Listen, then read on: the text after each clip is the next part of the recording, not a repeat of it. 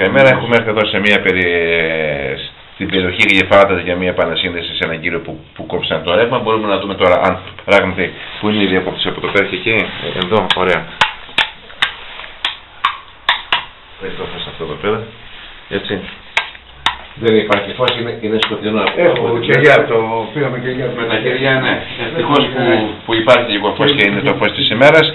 Λοιπόν, για πες μας τώρα τι ακριβώς έγινε και σκούψε το φως η ΔΕΗ. Ήταν να πληρώσω κάτι, πήγα να πληρώσω για μέρα, είχα 50 και 70 ευρώ, να πάρω 70 ευρώ, το μηχάνημα, με τον άλλο μήνα πήγα να δώσω 170, παίρνω μια μικρή σύνταξη εγώ, να δώσω από εδώ, από εκεί έχω και το παιδί με αναπηρία, έχουμε και ένα βοήθεια που χρειάζομαι λίγο βενζίνη, έχω ένα ειδικό αυτοκίνητο που πάω και πληρώνω και που το παιδί που θέλει βοήθεια. Υπάρχει παιδί με αναπηρία. Ναι, παιδί με αναπηρία, βάζω 5 πραγματάκια, δεν φτάνουν. Σας είπαμε το θηροειδή, έχω πρόβλημα. Έχω και την κύλη. Έχω μια ηχεία. Εκτός από το παιδί, δηλαδή υπάρχει και πρόβλημα θηροειδή. Και θηροειδή και καρδιακιά. Και υπάρχει και κύλη. Αριθμία, πώς το λένε. Και σήμερα πήγα στο ΙΚΑ τώρα μου γράψα φάρμακα πάλι.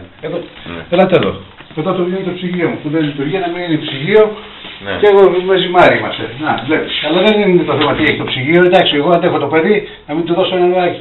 Και φάρμακα, θέλει πολλά φάρμακα έχουμε εδώ για το θηροειδή, θύρα 4, τενορέτη, για την πίεση, μαγνήσια. Τι άλλο είναι εδώ. Αυτά εδώ, λοιπόν. Ζωρέκ, ιστορία. Κάτι για το θηροειδή, κάτι για τα μάτια, γιατί έχουμε και αλλεργία με τα νοφητά, με τα μάτια και τι δεν έχουμε.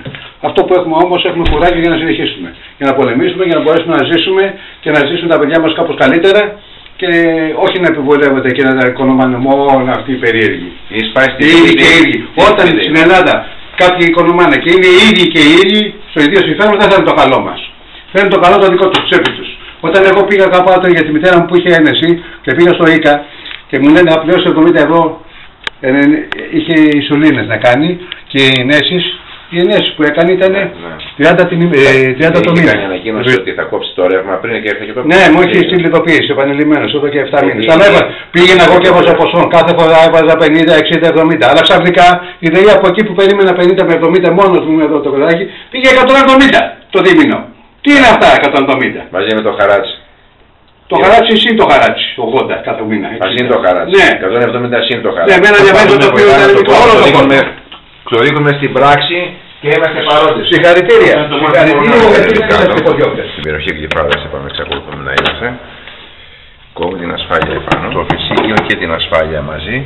Και από ό,τι βλέπετε εκτός από αυτό έχουν βγάλει και το καλώδιο, το οποίο φεύγει από το μετρητή και πηγαίνει στο διαμέρισμα.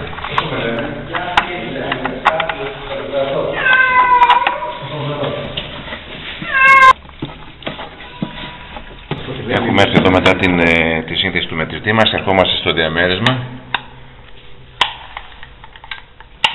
Από ό,τι βλέπετε έχει έρθει το φως, άλλη μια σύνθεση στο τέλος.